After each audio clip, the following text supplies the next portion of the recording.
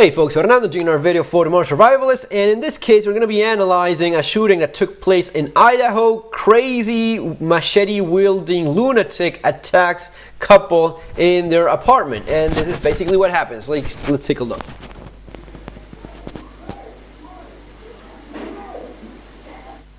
Oh my god. Hey, wait. Get out! My God! Get out! My God! Get out! Do not let him in.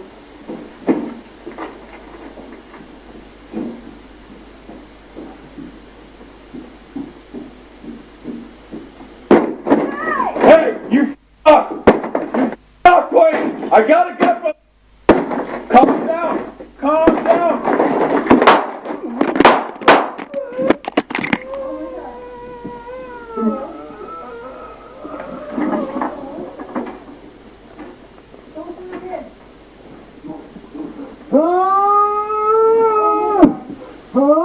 Stay down, Dwayne!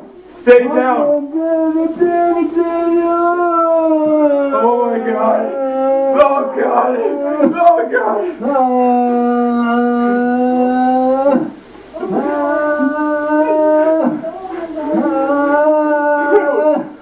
Stay down! Stay down! And basically that's it. It's a couple more minutes of this person groaning like that and such.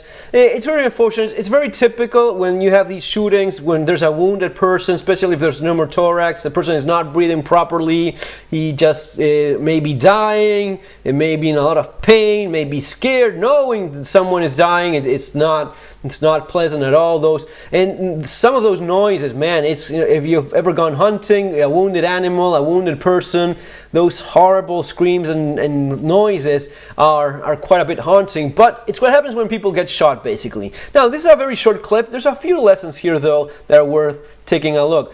First of all, the entire situation. Lunatic with a machete trying to kill you. You've done nothing wrong. You're in your house. You're in your apartment, whatever that is. And there's usually this failure of connecting that good people, good law-abiding citizens just don't understand. Why is this person trying to kill me? I've done nothing wrong. Why is he intended in hurting me? Why is he not responding to the logic of me having a gun and being capable of shooting him, and he still goes on with his attack? That is the struggle that lots of people face when encountering with this unreal, seems like a dream kind of situation, okay? But you have to understand, these are kind of things that happen. Unfortunately, there's people like this, crazy people, lunatics. Apparently, this man had some sort of brain injury or some problem, some actual real problem in his brain, and didn't even register what he had done when he attacked this man with his machete, with a machete.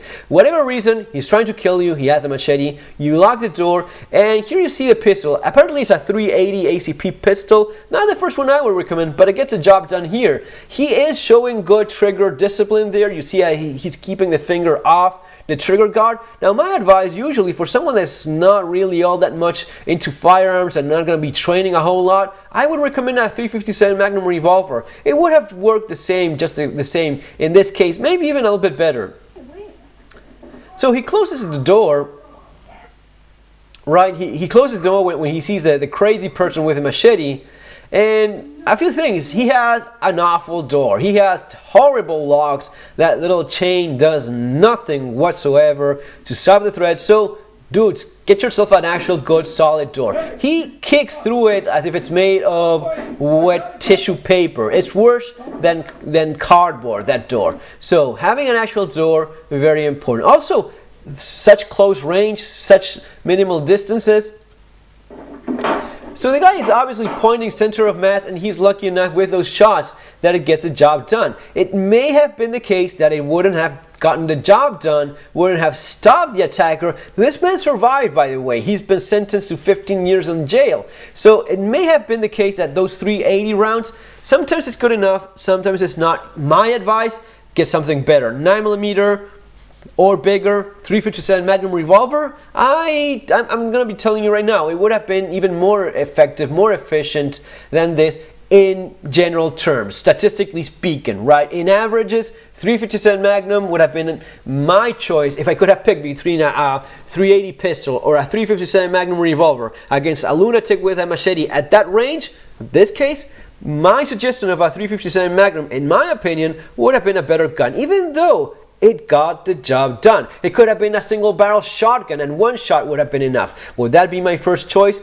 Probably not. But, you know, having a gun is going to be a first step. Now, getting something better, more adequate towards your skill level and the kind of training you're going to be putting in, that would be my advice. That would be the way to go, in my opinion. Stay down. That's also important. And one of the things he does well before all of this happened is, you know, stay away, don't come in, I have a gun, and shouting these commands because you want your neighbors to listen, to hear what's going on. That's going to be working in your defense. If you have the time, setting up a camera, even better. In this case, it's a lunatic with a machete coming after you like in a horror movie. But some cases, it's not as clean cut, and anything that you have in terms of evidence in your favor, it's going to be doing you a huge plus in your defense when facing a jury if it gets to that. So shouting out those commands, stay away, I have a gun, stop, stop, stop. Make sure as much people as possible actually hear those words being said. And yeah, of course, the person is crying when shot.